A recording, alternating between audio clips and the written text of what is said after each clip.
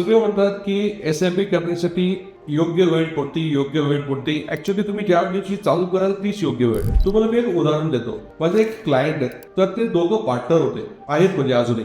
2014 साली त्याच्या एका पार्टनरनी SIP स्टार्ट केली 25,000ची आणि दुसरा पार्टनर म्हणाला नाही, थोडं आपण थांबूया आणि मग आपण करूया. तर ज्याने 25,000ची SIP स्टार्ट केली ना, तर त्याच्या 25,000 रुपयाच्या दर महिन्याची SIP तो अजूनही तो भरतोय बरं का. 25,000च्या त्याच्या SIPची आज व्हॅल्यू साधारण 70-72 लाखाच्या घरात गेली. आणि त्याच्यानंतर जो दुसरा पार्टनर होता त्याचाच, जो करू थोड्या वेळाने म्हणजे थोड्या दिवसांनी करू अजूनही तो करू शकलो नाहीये. कारण आता त्याचं कारण असं आहे की नाही, मार्केट खूप वाढलंय.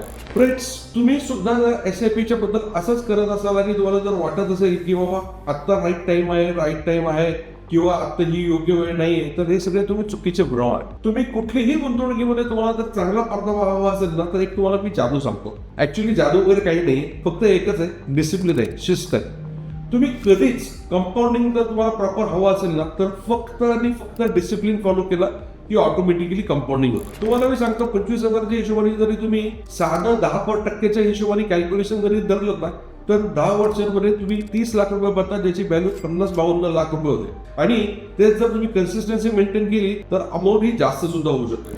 तुम्ही सुद्धा अजूनही भ्रमात असाल आणि चालू केलं नसेल किंवा तुम्हाला योग्य माहिती नसेल किंवा कुठला फंडमध्ये SIP करणं योग्य आहे किंवा तुमच्या गरजेचं आहे याबद्दल माहिती घ्यायची असेल किंवा आमच्याकडनं स्टार्ट करायचं असेल, तर दिलेल्या नंबरवरती आमच्याशी संपर्क साधा किंवा आम्हाला फक्त कमेंट करा इंटरेस्टेड म्हणून. आम्ही तुमच्याशी संपर्क साधू आणि पुढची वाटचाल आपण ठरवूया.